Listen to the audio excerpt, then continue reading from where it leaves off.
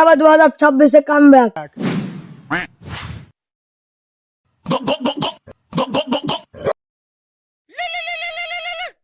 কে রে মারা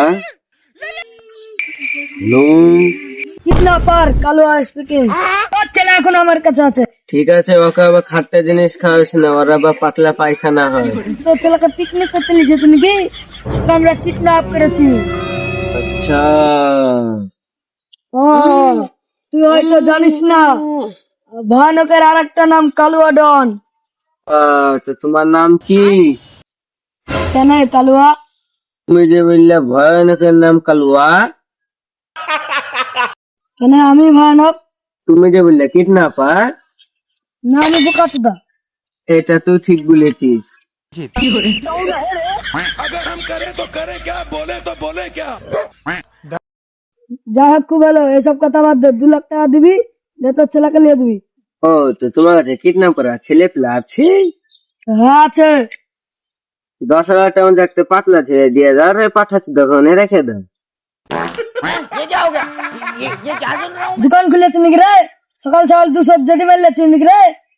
দেখ ভাই, বিশ্বাস কর, আমার কাছে 9,999 টাকায় আছে।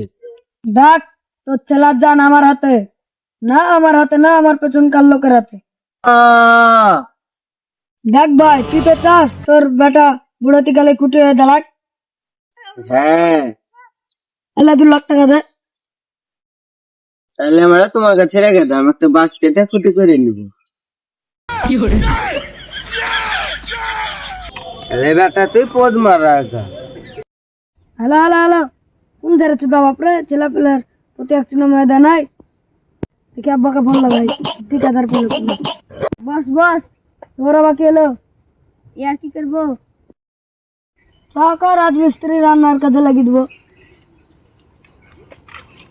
আচ্ছা, তোকে একটা কথা জিজ্ঞাসা করবো, ওটা কি তোর অরিজিনাল বাপ ছিল? কি জানি বাল কুড়ে পেয়েছিল। হ্যালো, গুসা ছিলে।